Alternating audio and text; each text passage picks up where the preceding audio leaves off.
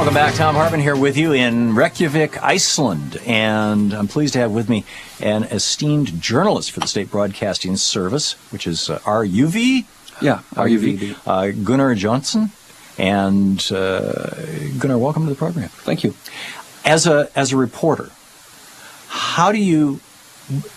Well, give us a reporter's view of what has happened in this country since the bank failures of the last few months of the Bush administration in the U.S. and how tightly did it correspond here to that time and you know, what's the story as opposed to the spin story?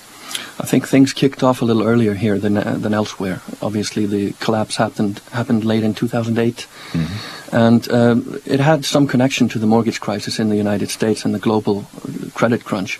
But we have had some very specific problems in Iceland that don't really translate that well, as you've probably heard over the last couple of hours, into American terms.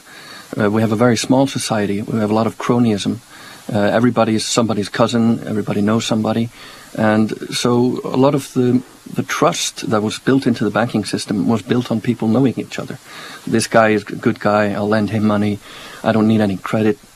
And the bubble sort of was self-perpetuating because everybody believed they were geniuses when really they had no experience of international financial markets. They were just handed control of banks without any experience in running banks.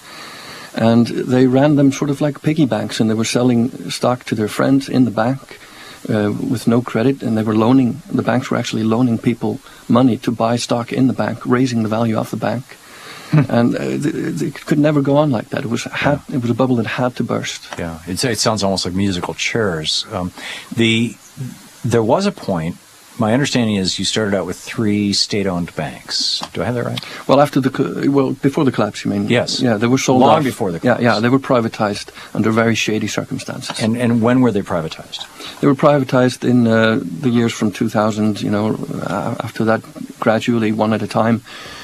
And the political parties all had very much control over who got the stock, and they were very political figures who were buying large portions of these banks that were supposed to be public institutions, and had been very small scale. It's a small country. You don't need a huge financial system, but it blew up like a bubble. It multiplied until it was much larger than the state. And when it all came down, the Icelandic government didn't have the capital to back it up. They didn't have the reserves. And of course, then we had international obligations that we could not honor, and it all sort of spiraled down from there. But what happened in the last maybe 2 years or last few months is that economic indicators in Iceland have been going up. We've been getting positive growth on GDP, debt is going down, and at the same time things seem to be spiraling downwards in Europe. So it's sort of, I'm not sure how much you can connect the two situations, even though Europe, first of all, to generalize about Europe is kind of dangerous because there's pieces that are doing well. The Scandinavian countries, for example, seem to be doing fairly well, whereas you've got Italy and Spain in big trouble. But and Matt Taibbi in the U.S. writes for the Rolling Stone, has this whole theory about the banksters took them for a ride, particularly Goldman. But you said to the extent that things are getting better here and they're collapsing there, much of Europe right now is pursuing an austerity agenda, an agenda of let's cut our way to prosperity. I had an economist on my TV program last week and said, do you know Gunnar Thomasson? In fact, he's Icelandic, or an Icelander. He said, and I said, do you know of any country in the history of the world that has ever cut its way to prosperity, that has used austerity to get to prosperity? And he said, no, it's never happened. Is Iceland pursuing an austerity program, or is Iceland continuing with a strong social safety net and continued government spending, in quotes, and might that have something to do with it? Or am I missing something altogether here? It depends entirely on who you ask, of course. Yes. It's a very politicized issue. We have a left-wing government and we have a right-wing opposition. Yeah. And the right-wing opposition obviously says that, you cannot cut your way to prosperity, you cannot raise taxes and expect growth. And, of course, there's some validity to that argument. But then again, like Paul Fontaine was talking about, they were in government for the previous 18 years before the collapse. Right. So they've lost some credibility in the eyes of the public, but they have gotten it back.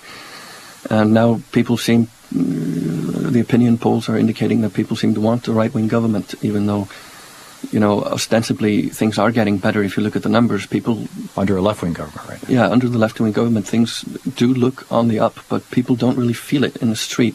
Mm-hmm. And that's the key thing. But you still have a lot of homeowners who are underwater in their mortgages. Underwater in mortgages. The government did introduce some measures to try to help them, but it has been a public relations disaster because it wasn't really... People didn't know what rights they had. They didn't know that they could apply for certain things to ameliorate their debt problems. And I think, the government has made a lot of mistakes, but probably the biggest one was the PR failure. People do not feel that things are getting better despite looking at the numbers. And maybe it's a misdistribution of wealth as well. Maybe things are getting better for the wrong people. I don't know. I don't have any figures to back that up. But. Yeah.